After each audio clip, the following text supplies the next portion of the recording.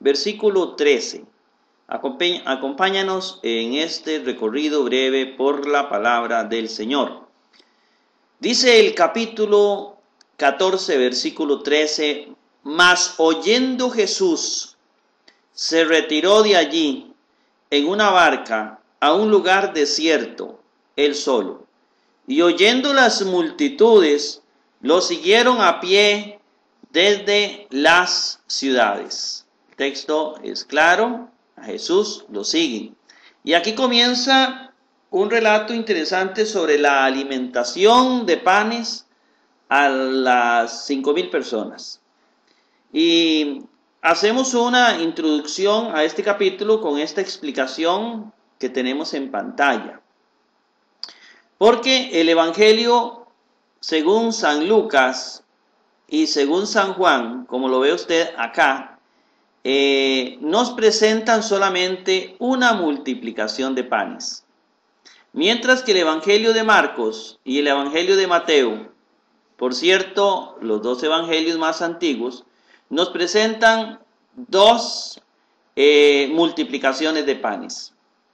Es aquí donde empieza una cantidad de opiniones diferentes. Unos dicen que Jesús solamente realizó una multiplicación de panes, como aparece contemplado solamente en Lucas y Juan, quienes posteriormente afinaron el asunto y dejaron solo una, mientras que otros afirman que existen las dos multiplicaciones de panes realizadas por Jesús.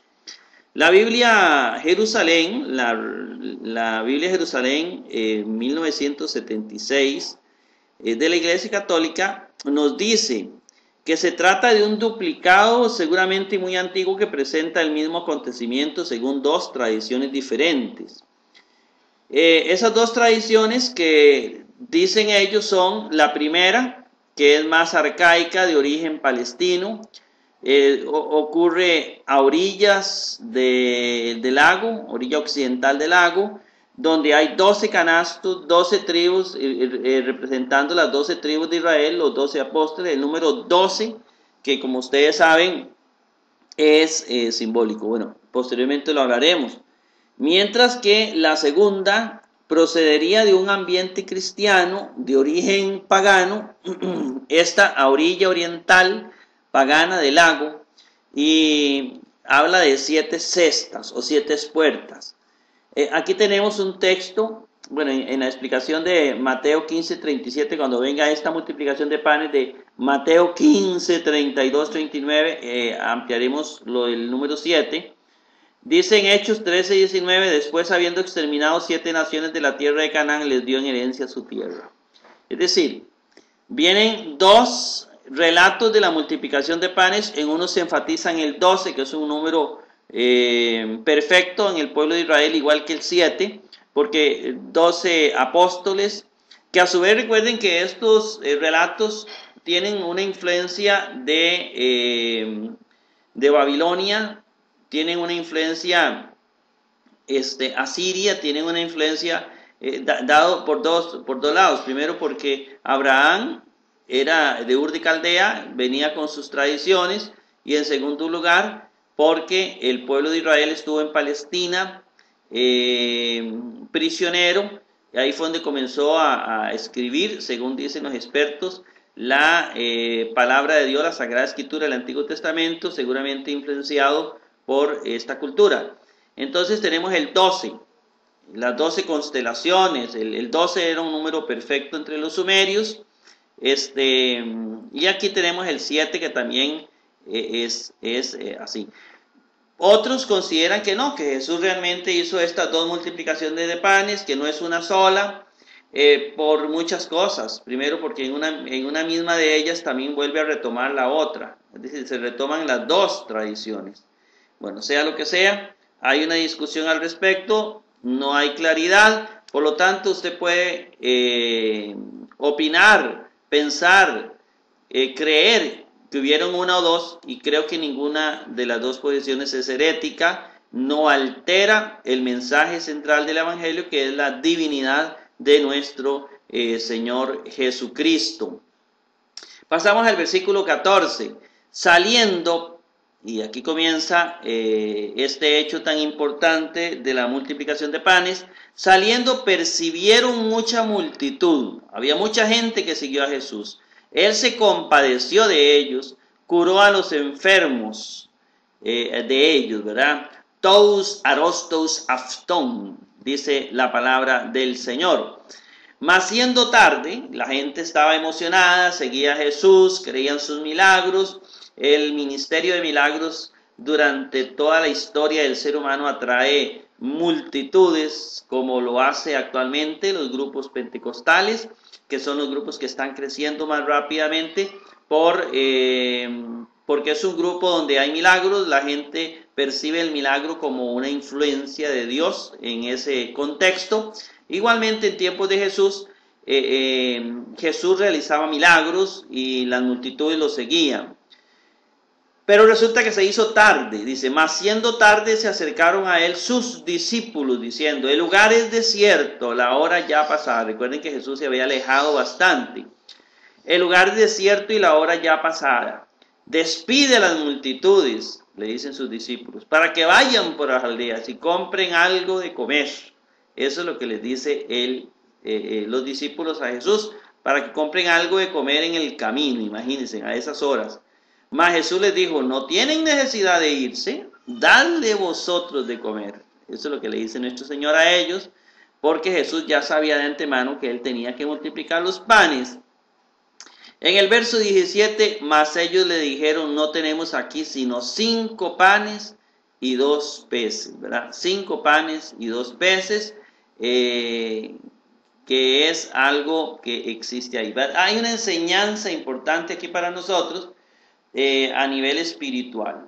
El Señor hace el milagro, pero los discípulos pusieron algo. Pusieron los panes, pusieron los peces. Él dijo, traédmelos acá. Es decir, quedan ustedes y yo pongo el resto. Es una constante en la oración de todo creyente. Si usted desea recibir bendición de Dios, o usted desea expresar este texto a su iglesia,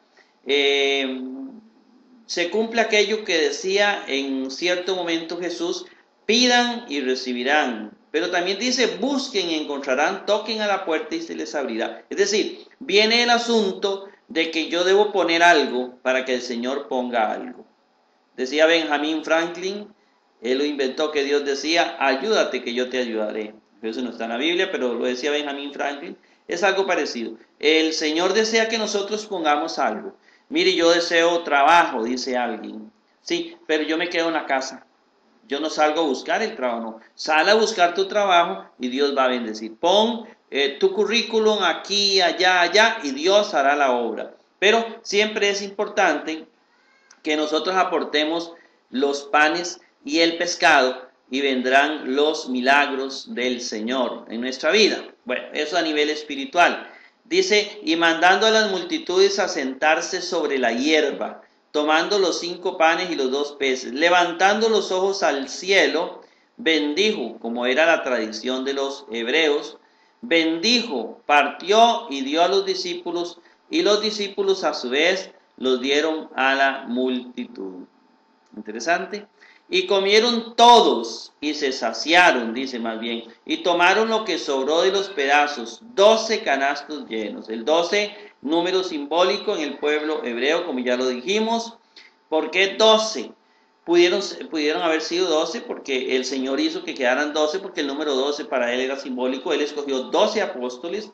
¿Por qué él escoge 12 apóstoles? Porque habían 12 tribus de Israel que representaban a los 12 hijos de Jacob, ¿verdad? Eran las 12 tribus de Israel. ¿Por qué Jacob tiene 12 hijos? Que es simbólico. Bueno, de ahí viene el número 12 de los 12 meses del año, del 12 entre los sumerios, etcétera. Es decir, la tradición es anterior. Puede ser que este 12 se haya originado en la observación que hacían los sumerios de las constelaciones, y donde veían las 12 constelaciones.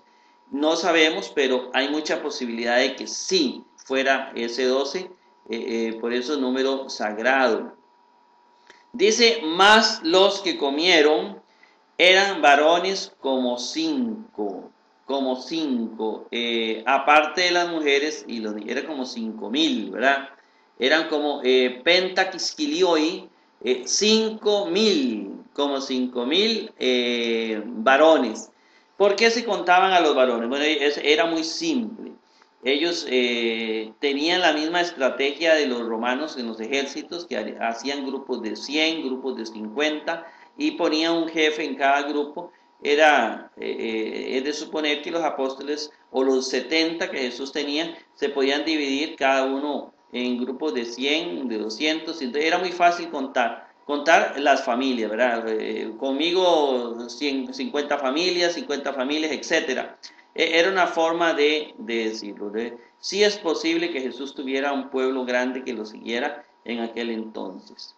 Bien, hermanos, de esta manera llegamos al final de este programa. Yo espero que me acompañen en el próximo. Que el Señor los bendiga ricamente.